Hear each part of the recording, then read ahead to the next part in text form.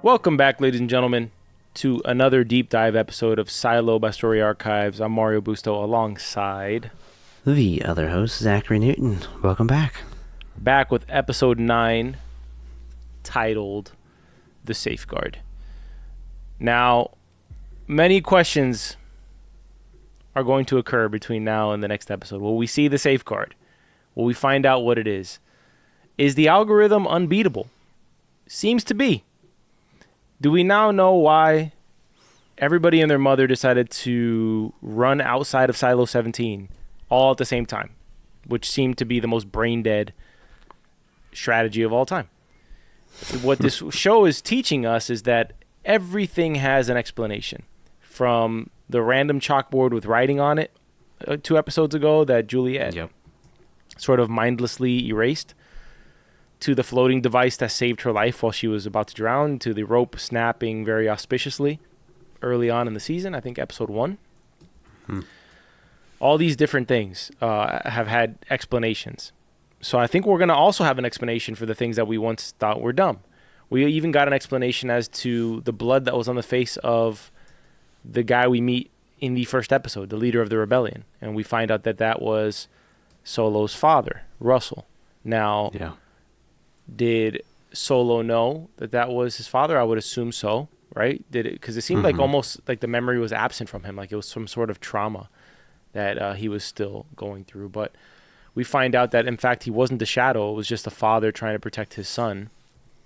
And maybe that's going to be eerily reminiscent of another family that didn't necessarily put the Silo over family, which is Sim's family. Remember, they're doing this all for Alex, so we're going to get a certain moment where Alex is inside the vault and maybe Sims gets shot in the head. You know, are we heading towards something like that?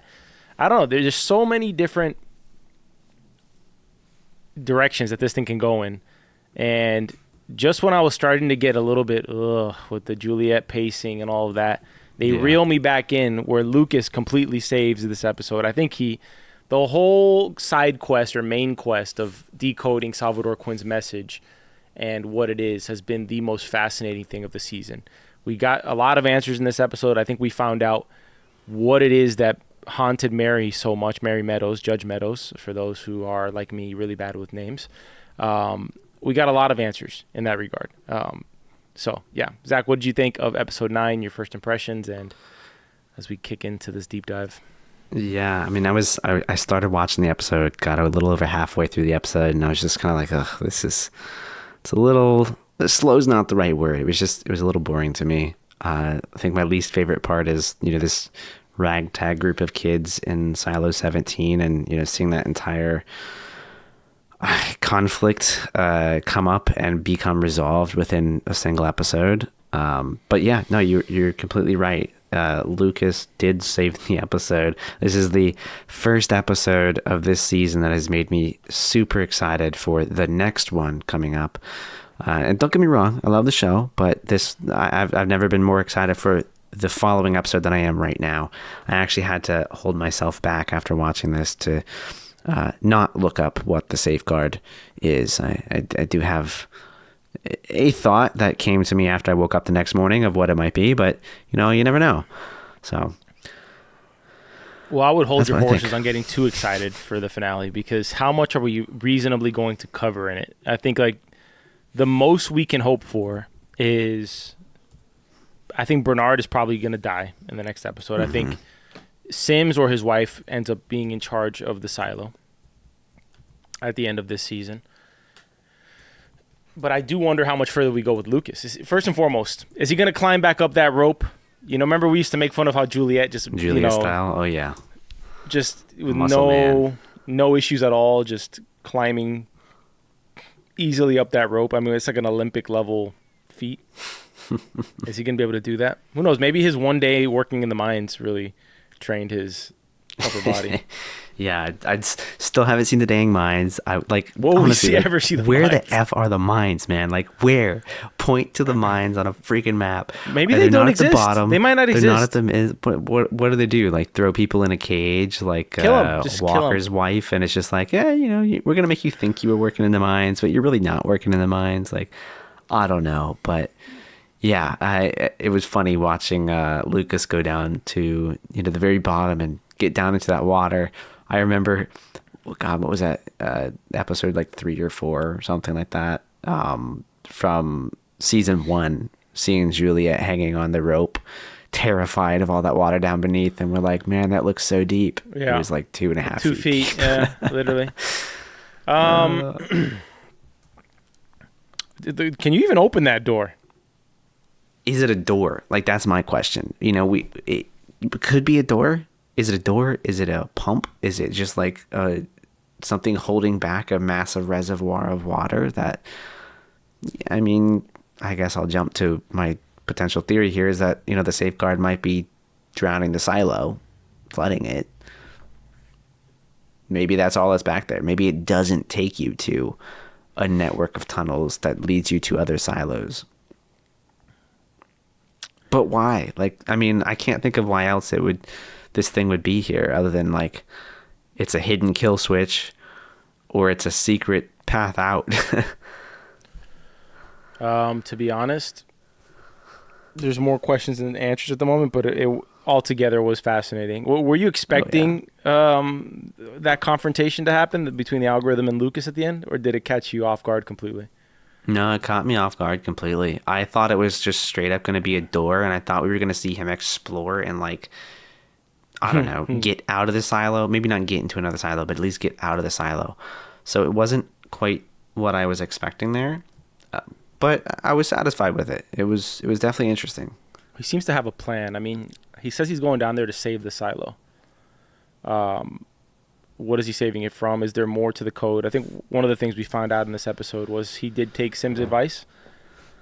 He is purposely hiding what the meaning of the code is from Bernard. Mm-hmm. And in the beginning of the episode, I almost forgot about that a little bit because he starts telling Bernard there's more than one silo out there. This isn't the only one. There's actually 51. And Bernard's like, that's not what he wrote down. Like, we already know that. Mm-hmm. And it turns out he was just hiding it. But then when he's going to head down the stairs, he does ask Amundsen for Bernard. Where is he? I need to talk to him urgently. So it seems to me that he actually, I'm not quite sure whether he was going to hide the information from Bernard or not. I don't think he was going to. I think he was truthfully going to inform Bernard on what he had discovered, but there wasn't time. He couldn't wait. So what did he find out that was so urgent that he couldn't wait like 6 hours to talk to Bernard? Impending death. Exactly my point. For who? Is it for Juliet? I think it's for the whole silo. Or maybe it was because he knows that Juliet's probably alive. Who knows? Yeah. And now he's like guilt-ridden because, we did see his confrontation with his mother where he's ashamed of himself for being a coward and not saying anything or not helping and actually lying, saying that he was his mother's caretaker. Yeah. And so now he's kind of, making up for that. But then he also answers the algorithm and says, I do know what the safeguard is. So did he figure out what it is through the code, right? I'm assuming Quinn left what the safeguard is inside of the code, and he decoded it. I would assume so. I mean, like, Salvador Quinn really went through great lengths to hide this secret. Like, it's got to be that important. Well, it leads me to this next thing. It's like, what gaps? Like, are there any gaps in this like sentient algorithm that they can't see? And it seems to be that they can't scan every book that just exists in the silo. So if it's on paper, it can't do anything about it. Like, what are the limits of this algorithm's power? It's a great question. I mean, I would imagine this algorithm, this being, has access to all of the cameras and all of the audio, right? I mean, anything it's got eyes and ears everywhere. So much of every show history has been digitized. Is every show now just going to have an AI enemy? Is this the era? As long as every show doesn't have like a multiverse scenario, I'm more receptive to it. I feel like this is like we're heading towards 3-body problem type scenario here. It does kind of feel like it. Actually, now that you mention it, I forgot about that. Yeah, I mean, I'm just like spitballing, to be honest with you, but I don't know. I hope it's not this bleak, The Mist type of ending where, no matter what they do, the AI wins, and it's just supposed to be like a warning towards the viewer of be careful with this AI that you're using, that we're even using now as we record this episode. Yeah, quite literally. Yeah, I hope it doesn't turn into that. I don't know. Maybe that's like the next phase of dystopian writing is going to just be all AI focused, which, I mean, it's never been more relevant than now, right? It's going to be AI TV. It's going to be AI written TV shows and movies talking about how AI is going to be bad for the future, partially edited using AI. It's going to be really great. AI is, when AI starts to write the shows, they're going to make us the enemies. Humans are the enemies. Robots need to be in charge. Stupid ants inside of this silo. They just keep trying to break out and sting me. Yep. Okay. Let's talk about the budding population of Silo 17. Apparently, there's not one person in there. There's not two people in there. There's not three people in there. There's not four people in there. There's 5 people in there. There's 3 fully grown adults in there, or young adults. There's a baby who apparently makes no noise. Okay. And there's a little kid named Benny. Yeah. We also get an answer to the dead bodies outside of Solo's door. It seems Solo's telling the truth that he was shot. They broke in and just shot him immediately. And then he killed him, which pretty... I'd do it too. Pretty reasonable response, right? Somebody walks into the door and shoots you. It's not like, shoot now, ask questions later, I guess, or they kind of took that option out the door. Yeah, they definitely off the table. They definitely took it off the table. Yeah, no, I'd probably do the same thing. I mean, jump up, lock them in the room somewhere, and try and go help myself. This episode almost lost me because I really hate rehashing stuff that already happened. Oh, same. Especially like this prescient thing. Like everything has an explanation, and the rope snap. Which, by the way, these are all little details that I caught. Although I thought it was the person in the vault. I didn't think that there was a hidden little subculture of people. Who knows? Maybe there's 10 more people living above them. But the cutting the rope, that shot was too suspicious. The way it snapped was not normal. And then the floating device. I remember seeing ripples in the water. I don't know if I'm just making that up now, but could have swore I saw that there was like ripples on the water as if that had just landed in the water. So I thought that there might have been somebody, but I thought, like I said, that it was the person in the vault. Yeah. It wasn't convincing enough for you to put your wagers. No, it wasn't on the right side there. I will say, in terms of most annoyingly frustrating character, the chick with the bow and arrow has got to be the most annoying. Like aside from Shirley. Top Shirley. Yeah, she's next to Shirley's still number 1. She can be number 2, 100%. Well, the only time she bothered me was because I thought she was a good actor, or I think she's a good actor. Was when she was going to shoot Solo before they had the code, and before she knew she had the code. Yeah. So I'm thinking to myself, girl, like you got 2 kids. Well, she's got anger issues. And you're eating rats. Like, yeah. Come on, Katniss Everdeen, like relax.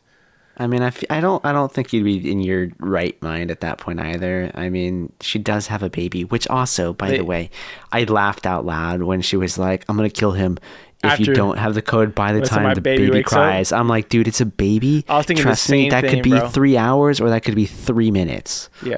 At the end of the day, it was a soft threat. She's not following through on any of it. Yeah, so I thought it was a soft threat, but I was thinking the same thing. I was thinking of my niece. And I was like, yeah right. I guess Solo will be dead like in 30 seconds. Pretty much. Yeah, I know. Yeah, I know. Wait, clearly, not the first baby cry. The second, maybe please. The second. Yeah. Okay, so you got the kids in there. They do the whole hostage. I mean, very little movement for Juliet this season. She won't even make it out of the silo this season. No. I mean, no. Maybe it's going to end with the same shot, reverse angle. Leaving the silo. Yeah. No. Her on the hill, and then the view of the other silo going back. It's just going to be a ping pong. Every season's going to end with her going back and forth outside. Oh, my God. Yeah. I mean, there really hasn't been much progression with her at all, honestly. Like, she is very altruistic. What have we done? We found a suit. We turned on a pump. Well, she's done a hell of a lot, bro. What are you talking about? She's done a lot. She just hasn't done enough for us in 10 episodes. That's correct. But the only reason she hasn't done more is because the story needs to catch up in Silo 18. That's the only reason, right? So, yeah, but I don't know. I feel like we could have focused a bit more on Silo 18. Like I feel like there's just I feel like this season would have been a good season to introduce more new characters from Silo 18 and start to build out like the two factions a little more than we have it right now. Like I feel like we're kind of left with so many of the same characters that we had from season 1, which is okay. Like I'm not saying don't do that. I'm not saying that's bad. I kind of just wish that, you know, we had I guess a more grand scale of like what's actually happening, because I mean we've been so focused on like a group of 5 to 10 people. Yeah. This whole silo is divided right now, the entire silo, and I don't have too much of a sense of how everybody's feeling right now, other than them losing their minds when Judge Meadows was killed. That's about it. Yeah, they've calmed down severely after that. You know, I will say, comment on Juliet.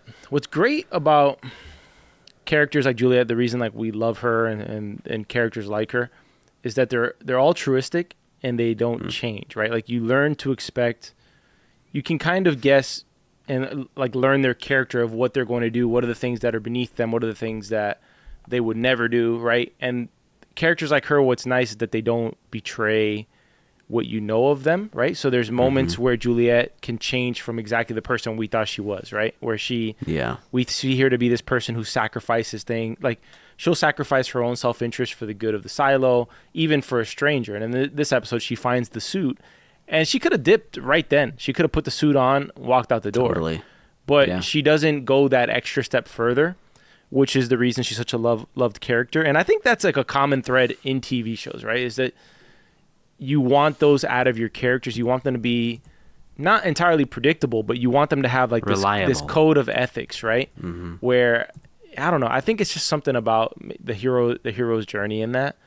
Maybe because in life is not necessarily always like that. So it's nice to have like, you suspend your disbelief in a show where like there's just one character who even for a stranger, she's showing love to Solo. And she's able to save not just Solo, but she's able to save these strangers who just tried to kill her, you know? So it's like, it's nice to have that sort of in one character. Because I think some of the other characters haven't done it. Like Walker has been put in a really tough situation with McLean, and now she's like pretty much the rat in the down deep. But you know, when it happens with those characters, you want them to kind of just stay consistent. That's why it hurts so bad when like a good character goes bad. Yeah. Is because you just, no, don't betray your ideals. Don't do it. Don't do it. I'm trying to even think of a show where that ever panned out well. Like the most famous one is probably Anakin Skywalker, right? That's the most famous. Yeah. You mean where they've come back from the dark side or something? No, where they went from the good to the evil. Because let's face it, even when he comes back, it's not like he comes back, that's fine. But he comes back like at the very end, like he literally dies the moment after, you know? So yeah, he does. Yeah. I'm sure. Anakin, I have the high ground. All right. Such a foolish move. So that's the whole thing with Juliet there, is that she's able to kind of bring harmony to this silo. And it seems that, I mean, we might be wrong. She may not go down through the tunnel anymore. I don't. After that encounter with Lucas and the algorithm, I'm thinking now maybe she does go back up top. Who knows? Maybe. I mean, I feel like it'd be a little disappointing to have an entire 9 episodes essentially of her trying to get a damn suit and then just take the tunnel or a tunnel. I'm still questioning, is it really a tunnel? Don't know if it's connected. Don't know what the tunnel in the middle of the silo actually does. What if she dies, Zach? What if she dies?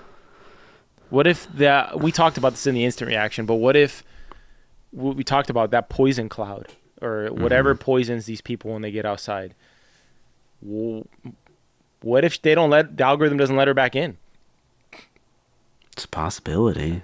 What if That's for sure. The algorithm doesn't let her back in? She has to go back to the silo she just came from. I don't know. I'm just thinking, if the algorithm is controlling every point of entry and exit of the silo, why would it open the door? Or are we going to end this season with everybody kind of just like there's a whole bunch of commotion, like they're about to cause a rebellion, everything's going crazy, and then everyone says, "Wait, look at the screens," and then you just see like Juliet coming over the hill. Is that how this is going to end?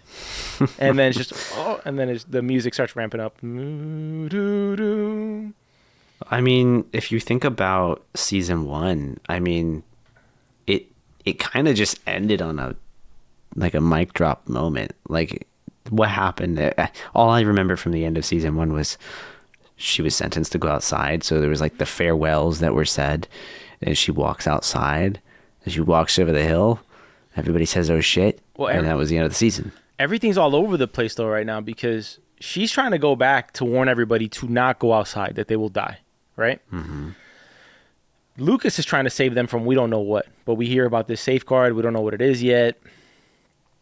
So I feel like we're heading towards a scenario where everybody's trying to save each other from one thing, and then everybody's gonna just die. Like Lucas is gonna open the tunnel, it's gonna get flooded, and game over. And I don't know. Well, I hope not everybody just dies. I mean, I've seen some things in some Apple shows, but I hope that's not one thing I see. Well, this season's been weak in that regard. Like we haven't had a lot. It has. There's not really been. So maybe they has got anybody died in this? Maybe they got some grand finale planned for us, bro. Like nobody you love died the whole season, and then next episode, bloodbath, just absolute bloodbath. That'd be crazy. I wouldn't expect it if they did. It that. would be. Yeah, it would Just be. literally. This whole season, knowing that there's now going to be a total of 2 more seasons after this that will round out the show, this season feels very much like a setup for the next 2 seasons. Well, right? Like, I'm really struggling to see how they get a season 4 out of this. I'll be honest with you. I don't know. I don't know how long this. I hope like all of next season is not just a civil war, and just like. No. Oh, take the stairs. We moved up 3 levels. Crap, we moved back down 1 level. Like I don't want that. Well, I don't know what happens when Juliet comes back into the fold. Right? It would be a new era in the silo. And does that activate the safeguard? Yeah. Does the safeguard get activated at the end of season 2? And then we just end. We end on a cliffhanger like that. That would be crazy. I think like in order to make this show like really interesting, eventually we got to get above the silos. We have to get out of the silos. Yeah, we do. I mean, Bernard, correct me if I'm wrong, Bernard did say something, or was it, I think it was Bernard, about how the founders built a silo for themselves. So there is some other silo out there that's obviously not like the rest, would be my guess. Why do you think that? I saw a comment like that, and I wondered if this was like a trolley spoiler. What is your theory here? 99%. I don't have too much of a theory. I'm like 99% sure Bernard said in this episode that there was a silo that they built for themselves, and nobody knows why. They just kind of like shrugged their shoulders at it. But well, he did say, Luke. Once again, they say that in this episode where he says there's 50 other silos. He says, oh, there's actually 51. Mm-hmm. And then he's like, why 51? He's like, I don't know.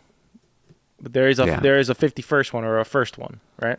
I mean, I would imagine that was the one for the founders or for this elite group of whoever. Or maybe there is no founder. Maybe that's where the freaking eagle eye brain of this algorithm is resting. I don't know. Look, at the end of the day, right? AI is powerful, but you can, like at a certain point, destroy it if you destroy all the machines. Mm-hmm. Right? Yeah. Yeah, I mean, it's not.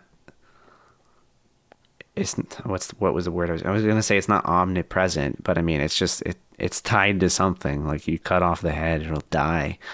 Well, it could be very close to everywhere all at once, right? If it's with all the cameras and the microphones. Yeah, if interconnected.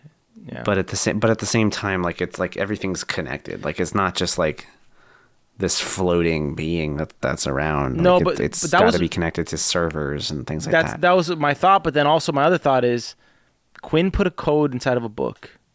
Mm-hmm. Are there not cameras that this AI can zoom in through? And like, dude, you've seen these computers decrypt things. Like, could they not have decrypted Quinn's code like in 2 seconds? Something this intelligent? Yeah. So then they don't have the ability to just kill you on the spot. Like they don't have the ability, like 3-body problem, like where some invisible person just comes up and ends you. So then I don't know. There's so many unanswered questions. That's why I'm interested again. But once again, we kind of run into this whole, once we find out what the answer is, are we still as interested? Right? Yeah. All right. Let's chat about Billings. Billings has his grand awakening after Shirley pleads with him last episode. Like, you gotta call BS, man. And in this episode, he calls BS, and Shirley's like, well, you can't help us anyway. I'm like, what is this character here, man? Like, what is going on? I don't know. She was just begging him. During that scene, I just wrote down, like, I just cannot take her seriously. Like, I feel like We're so not her harsh. attitude so much, but her character, she just flip-flops on, like, everything so much. And Yeah, I had another. what she doesn't flip-flop on, she just runs with this awkward scream up the stairs. I'm like, okay. I had another question. Did she just leave Lucas to go down the rope? Yeah, she did. She said, "You're on your own." That's so stupid. You can't wait 20 minutes? Couldn't be bothered, I guess. She had more interesting things, starving to death. That's so dumb. I don't know. Those things to me don't make any sense. No, but they really anyways, don't. Billings has officially switched allegiances here. Word gets back to Bernard, of course, because Walker has a camera that's just always on, and I guess Bernard has the time to just sit and spend 6 hours watching Walker's camera all day. So that's what he's doing. That's what it's going on. But I think because of that, other things are falling through the cracks, specifically this new allegiance between Billings, Sims, and the Sims. Let's just call them the Sims family at this point. You got Camille, who's going to sort of be this mouthpiece, I think, of the alliance. And then you're going to have Sims as the muscle.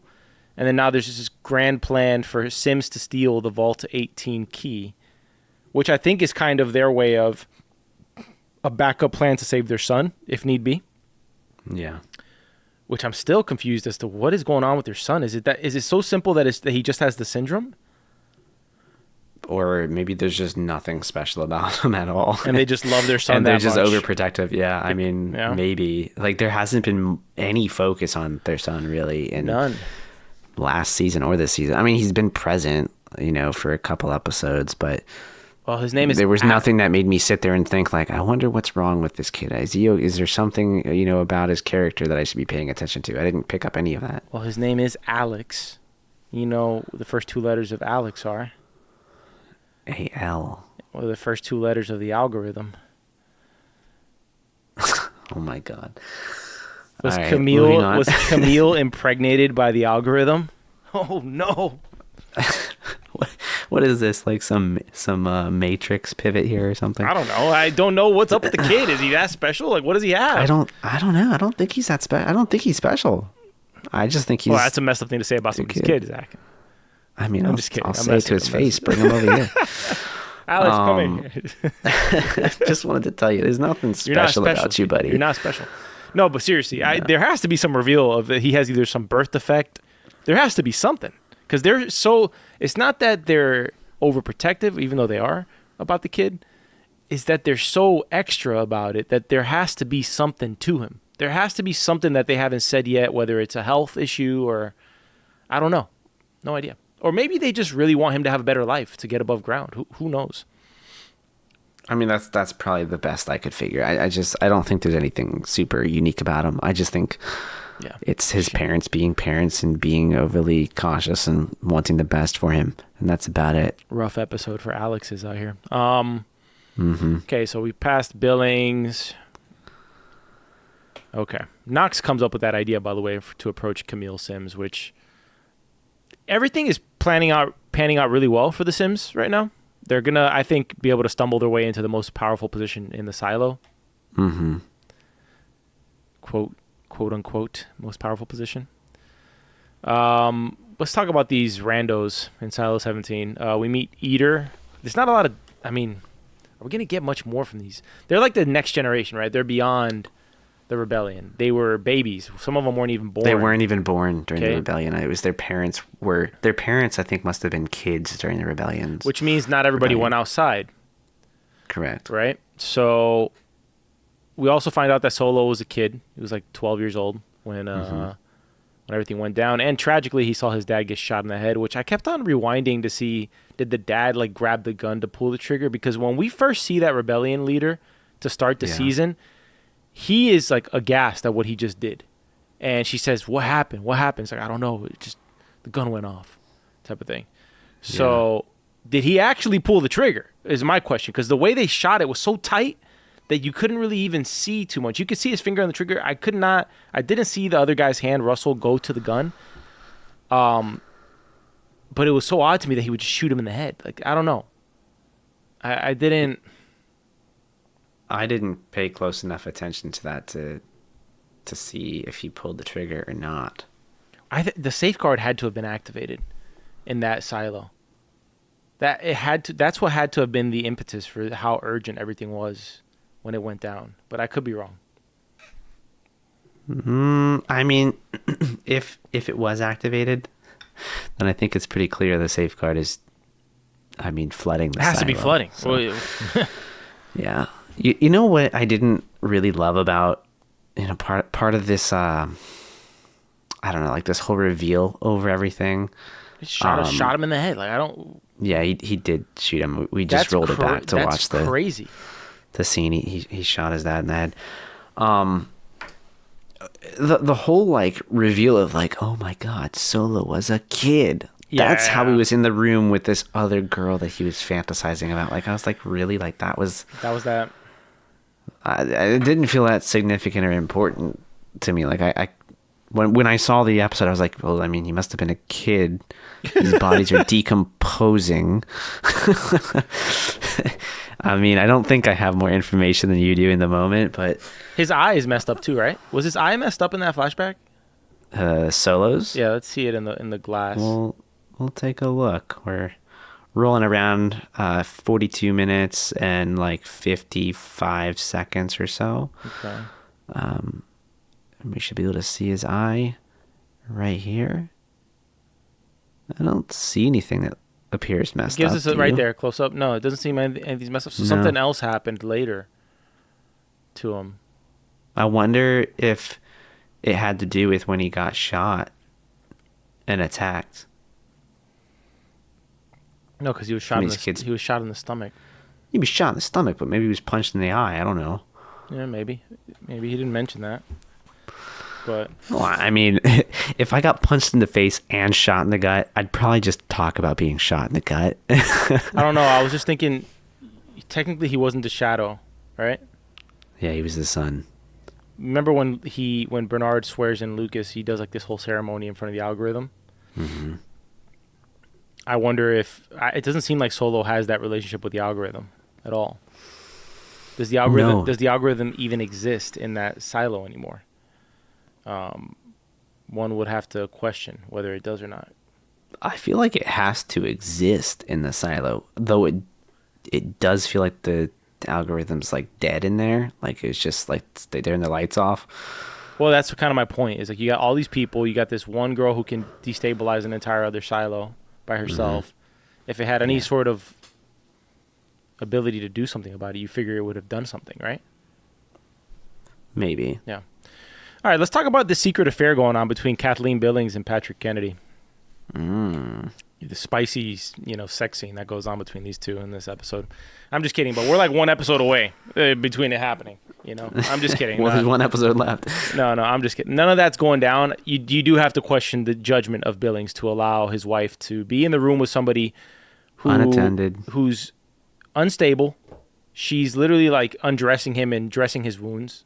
With his baby, his newborn child in the room, okay, as if this guy's not like completely unstable. He just spilled the beans on a secret about the relic that Billings had, right? Mm-hmm. I don't know. Your last sheriff's wife went insane finding out that outside it was beautiful, okay?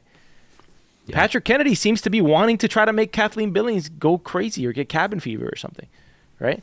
So I don't know what's going to happen with Kathleen, but this is not going to lead to nowhere. That conversation about, oh, you don't even know what's outside it. What if it's beautiful out there? It kind of is like that open Pandora's box type scenario, or, what happens if we eat from the tree of the knowledge of good and evil type of thing? Mm-hmm. Like, we got to go out, that temptation. Like, what is Patrick Kennedy's end game here?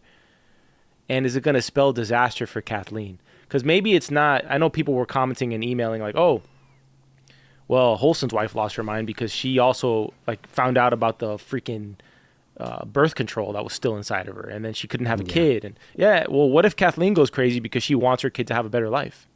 I don't know. Could be a thing. Also, this little advert for the Blue Ridge Parkway. Golly, it's getting a lot of work. It makes me want to go visit at some point. You've never been to the Blue Ridge Mountains? I think I was little. I was very little when I went last. I've been a bunch. It is beautiful. I mean, Yeah. it's getting a lot of work in this series, though. Like, that is their first exposure to the world. Which, speaking of exposures, one of my favorite parts of this episode was Solo just giving this whole welcome to the world and the knowledge of the world that's in it. And I love that he starts with ice cream, because clearly ice cream is one of the best things on the planet. So let's start there. Like, I don't think we should go and warm up some food. Let's get some ice cream. And then you can see them all. Even the dad's having like the ice cream. And he's like, this is insane. This is a crazy good. And he's like, let's play some music. I wish they wouldn't have played Monster Mash as the first song that they ever got introduced to. I thought but I mean, but he is a kid at heart. Like, Solo's still kind of a kid. He's probably thinking like, let me play something fun for the kids here. It is funny that the Monster Mash made it to made it to the other side of the Silo's existence, right? All right, so let's put you in Solo's shoes. You just introduced to this new family to the world. What is the first song you're ever going to play for them? This is going to be their first. It's My Way by Frank Sinatra. That's the first song you're going to play for them. Why not? That's a good great choice. It's solid. Man. It's incredible. All right. Dang, you answered that so quick. How did you just answer that so quick? Because I listened to the song recently. Oh, okay. That's I was listening to Frank Sinatra like yesterday. So it's top of mind. Yeah. I feel like I have to answer this now. I feel like I'd go Hotel California. Interesting. Or Carry Out My Wayward Son. That's a good one. That one makes me feel like watching Supernatural, though. Carry Out My Wayward Son?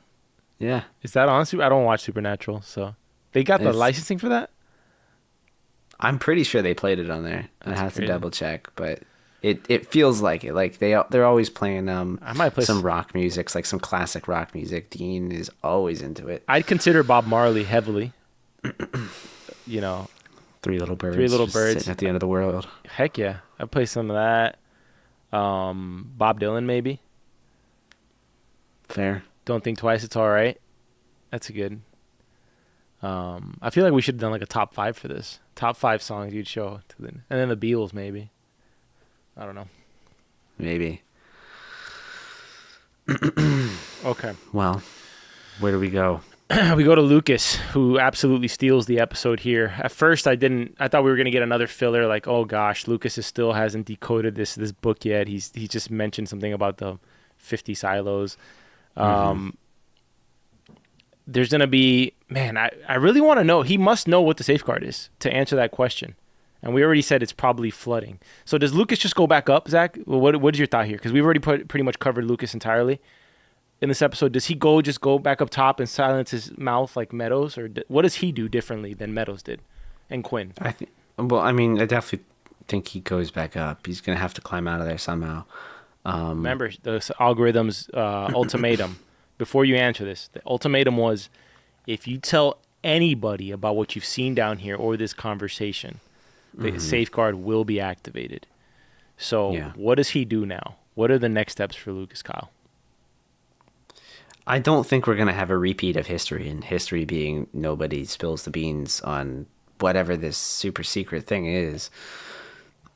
I imagine he's going to go up and he's going to do something to trigger the safeguard. Well, there's intentionally or not. Maybe he knows what the safeguard is, and because he's such a freaking genius, he thinks he can prevent everybody from falling victim to whatever the safeguard is. Well, maybe the loophole here is don't tell people, write it down.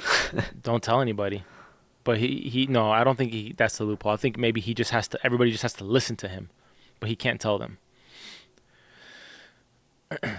I didn't pick that up. What? Everybody has to listen to what he wants to do, but he can never explain why.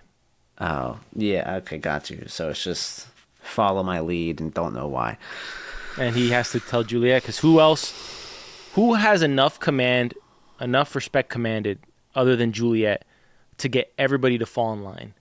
Nobody. So he can tell Juliet, I know what will happen. I can't tell you or everybody will die. Okay? I can't even tell you what happened, but you need to trust me. And then she will be like, everybody, Lucas is the new leader. Because think about it.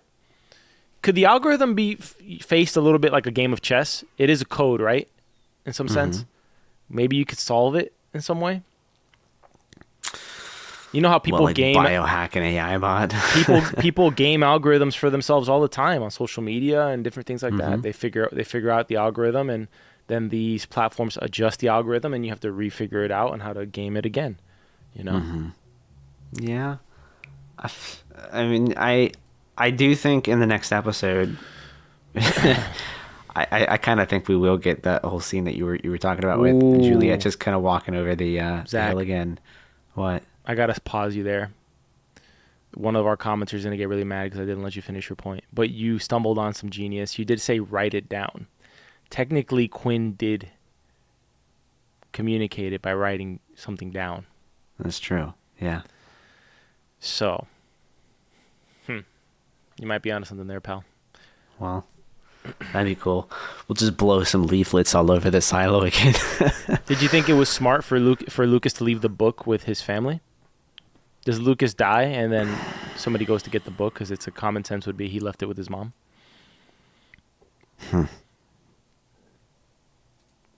Smart? Probably not. But I mean, like, just keeping it somewhere safe for what is probably going to be a very short period of time is probably okay. It's probably fine. I don't think his mom's going to get like captured and die or anything like that. Bernard has this whole thing because everything's going to crap around him. It's up in flames. And now he's spreading this message that Billings was planning on blowing open the door with gunpowder stolen from the supply depot. But it seems like this whole plan with Billings and Sims, the little allegiance they got going on, is going to just throw a monkey wrench in that for Bernard. I don't know what happens to Bernard next episode, but I'm assuming it's probably the end of him, if I had to guess. I think Sims may kill him, to be honest with you. I could totally see there being like some altercation in the next episode between Bernard and between Sims. Whether that leads to his death, I'm not 100% sure. If it does lead to his death, then I don't think we would ever get that redeeming moment of Bernard that we were kind of hoping for. Well, he already has had a redeeming moment, so I think that already Bernard has? Yeah. What's you mean with Lucas, man? Meadows or Lucas? Yeah, with Lucas, putting Lucas there and going against everything to have him decode this book. That Bernard didn't have to do that. That by doing that, he's opened Pandora's box. But yeah, but he did it. He did it selfishly. Like to me, that's not a redeeming moment. It was a selfish decision. Like, yeah, but sometimes a redeeming moment would be something of sacrifice for someone else. Yeah, but the selfishness also is overlapping with a selfless act here. It just, I don't know. Maybe I can see where you're coming from. Like it's by coincidence that it's happened, not really out of intention. Because there on the other side, he's working to keep the current order, right? Yeah. But who knows? Maybe when he finds out the information, he does have a redeeming moment. We don't know yet. That's true. Definitely true. What do you think about the this ragtag group of kids in Silo 17? Do they play a significant role in the future? Well, they have to, right? They're the next generation of people. They are going to be the first generation to actually have access to endless amounts of knowledge and resources, right? They can rehabilitate Silo 17 into an actual, like, sort of oasis of free thinking, free speech, and free thought.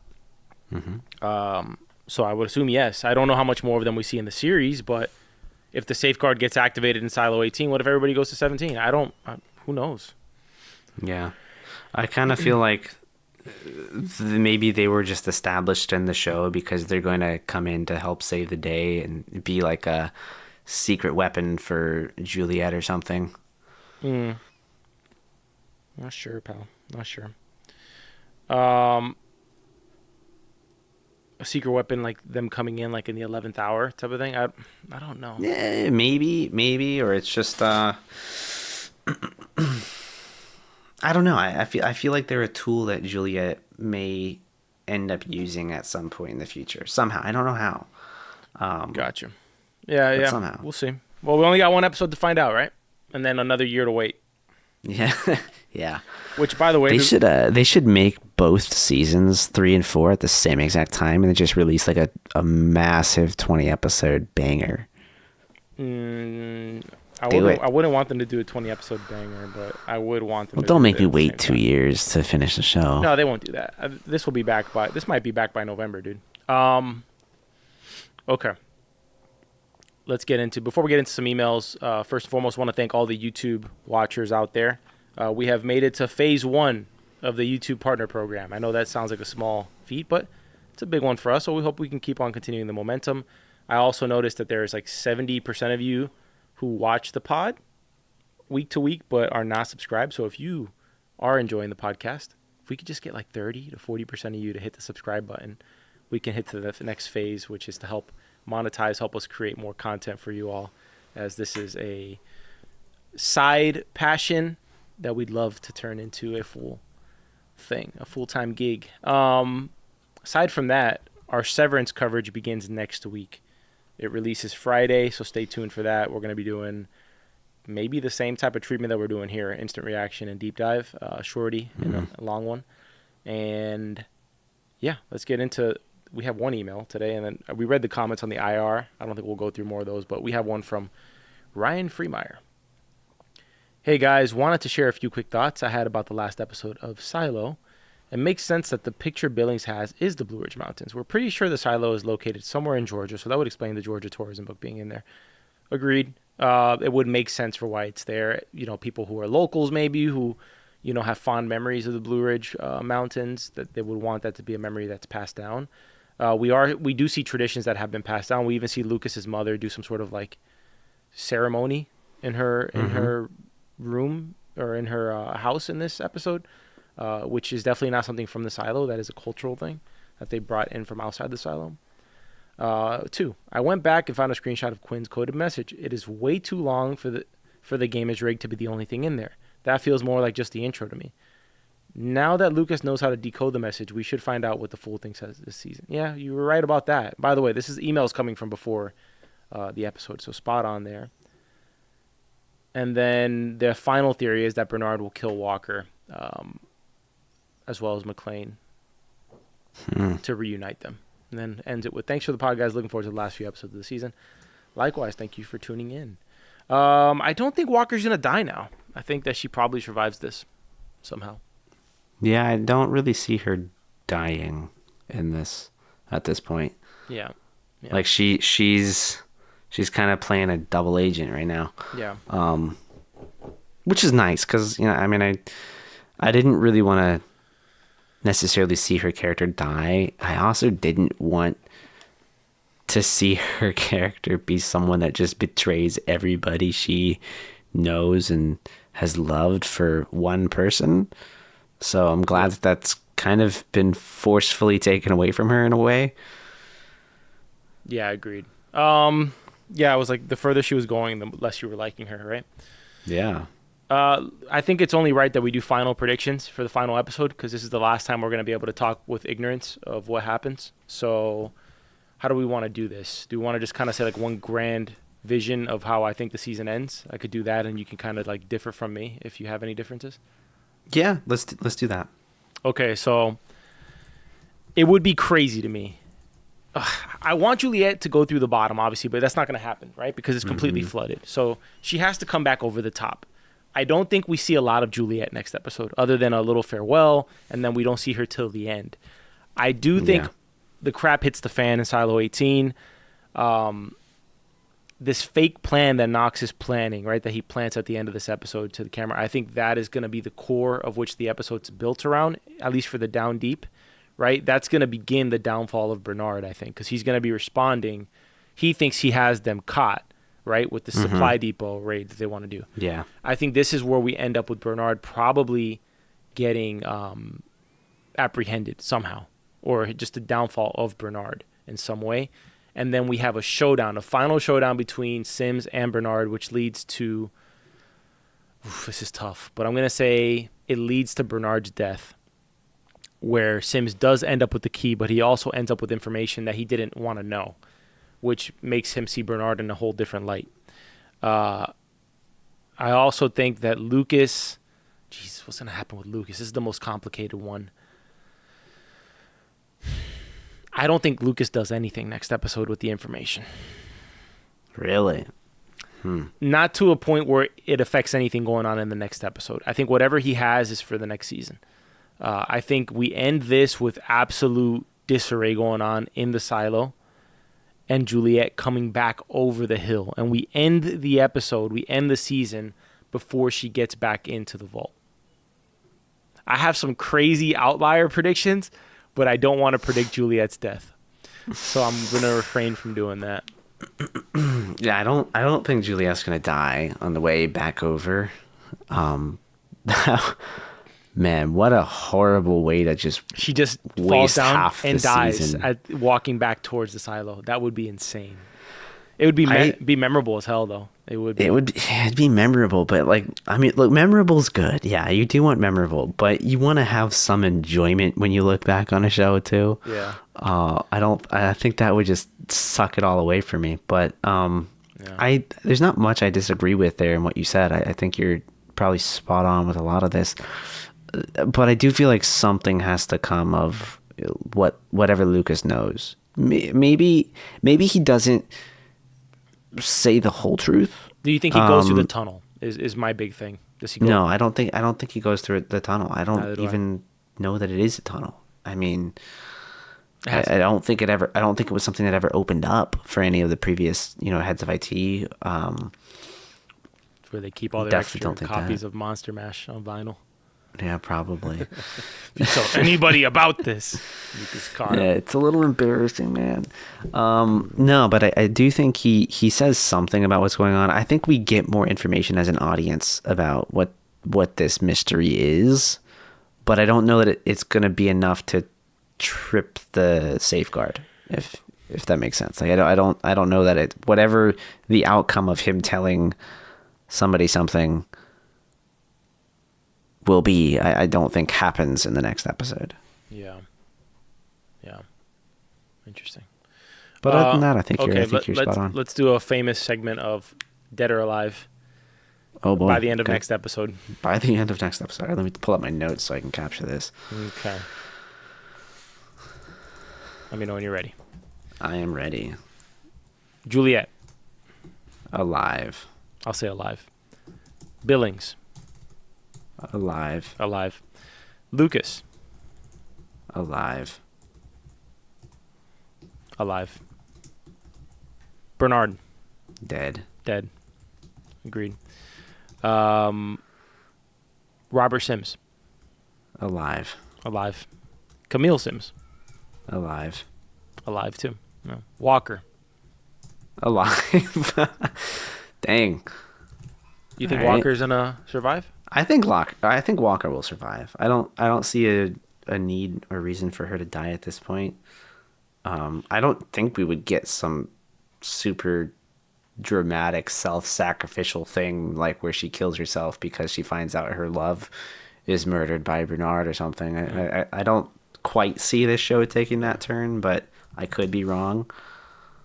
Okay, I'm gonna say alive. McLean. Let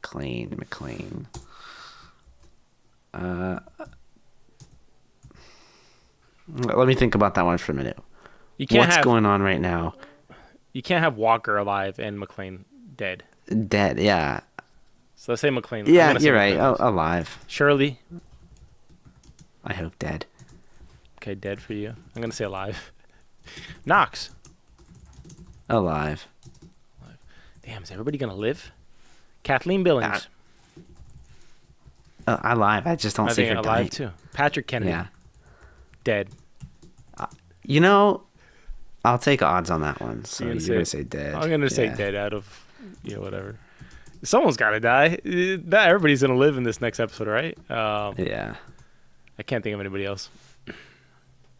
I mean, we kind of already know what's going on with Eater and Solo and watch all those Watch us things. be wrong. Watch us be wrong. Everybody freaking died. That would be crazy. All right, let's round out this episode. All right, cool. Well, I mean, favorite character of the episode. I think that one's a gimme. Yeah, Lucas for sure. Yeah, 100%. There wasn't really any lines that stood out in this episode for me. You? Yes, when Billings says to Sims, I'm surprised I forgot what he said. Do you want to see me? Or what was it that he said?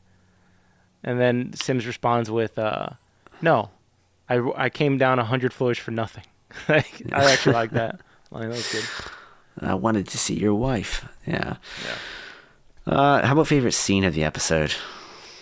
Lucas and the algorithm, dude. There's just There you go. no way around it. I know. It was the highlight, almost the only truly interesting part of the episode for me. To be fair, compared to anything else that's ever happened in the series, it's the most interesting thing. Yeah. Well, that about does it. Any last farewells before we hit the outro, before we get to our final episode of the season? It's been a fun journey. We'll see you guys in the last one, and we'll also see you at the start of our Severance coverage. We've never covered Severance before, so that should be fun. And I got to refresh myself on it a little bit. So yeah, that will be fun. But anyways, thank you for listening to this episode of Silo by Story Archives. You can find this podcast anywhere you find podcasts, Apple and Spotify podcasts primarily. If you want to look for links to our social accounts or send us an email, visit our website at soapbox.house and you'll find everything you need over there. Alrighty, we'll see you guys next week. Peace.